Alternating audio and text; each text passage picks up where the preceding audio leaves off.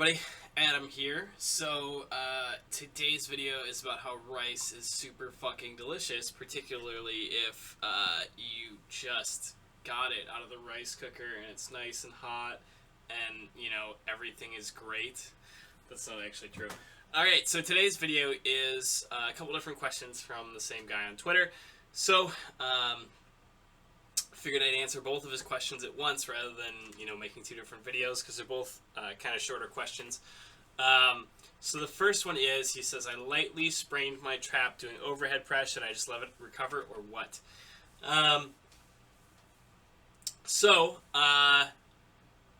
That's a good question. That's a very good question. In general, the best way to deal with injury is to cut back volume a lot, cut back intensity a lot. Now, sometimes, if, it's a bad injury, a lot means to zero. If it's not a really traumatic injury and your body can handle it, that just means, to baseline levels. So, baseline levels, for those that don't know, in terms of maintaining muscle and strength, are about 1/3 of the volume. And, ideally, about as much intensity as you normally could. So what that would mean is if you're used to doing 3 sets of an exercise, at least 1 set of an exercise. If you're used to working at, a certain weight, and that's 80% of your 1 rep max or whatever, then, that should theoretically be ideally the weight that you're hitting, or, a bit less than that. Again, just 1/3 as many sets, and ideally back off on the weight as well. Now,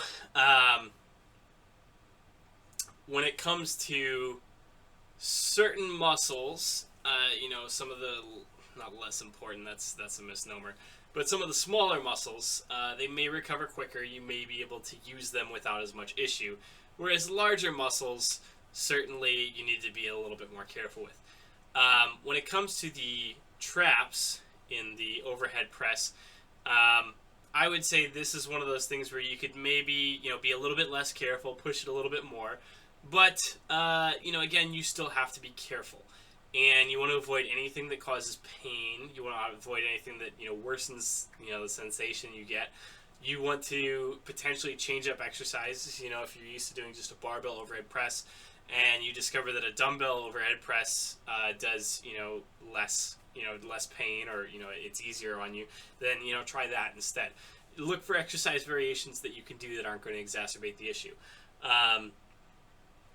A good example that's not, really helpful in this case, I guess, but probably the only time that I've seriously injured myself as a result of what I was doing in training, I pulled my lower back, and as a result, I couldn't really deadlift or squat for a really long time, and when I was doing all of my overhead pressing, I had to do it seated because that was the only way I could have any back support so that it wasn't, overstraining my low back.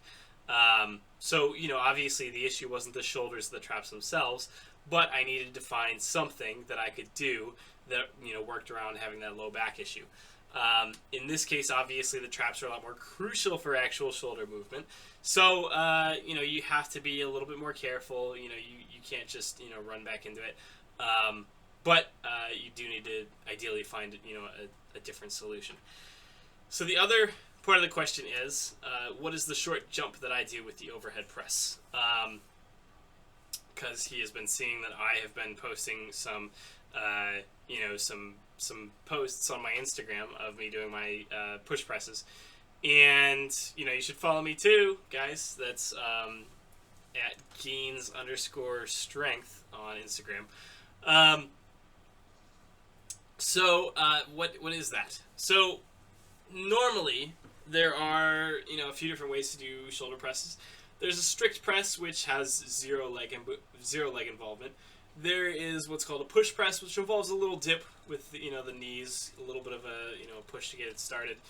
And then there are, what's called jerks, which is basically just a lot heavier, leg movement, a lot more leg movement.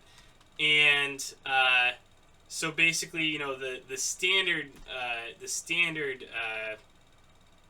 the standard jerk that most people see is, the clean and jerk. So, you do the clean, and then they do a split jerk, which is basically, like one leg, like you go down, one leg goes forward, one leg goes back, and then you kind of, step into it. Another option that is less commonly seen is the push jerk, which is essentially just kind of a push press on roids, as it were, which is just a push press with a double dip. So basically you're pushing up while also coming down with your butt, and then you're essentially squatting it back up.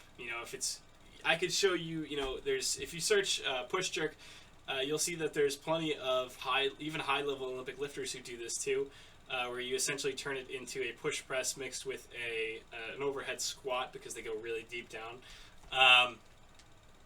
I'm not quite that person, but I have found the push jerk, to be the most natural way for me to do the movement, and I have not really taken the time to learn the skill involved in the split jerk, so I just, it's a lack of, I just don't have the resources to learn it right now, and this is just the way I've been training, so I might as well keep doing it.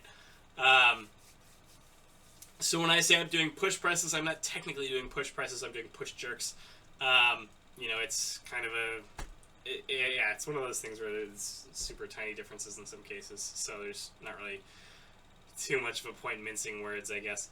But that is what they are, so if you search push jerks on YouTube, you will see more lifts that look like mine, but usually, again, they go quite a bit deeper than I do, because they go, in some cases all the way down into an overhead squat. So that is it for today. As always, like, comment, share, tell me what you want to see in future videos, and I will talk to you guys next time. Good night.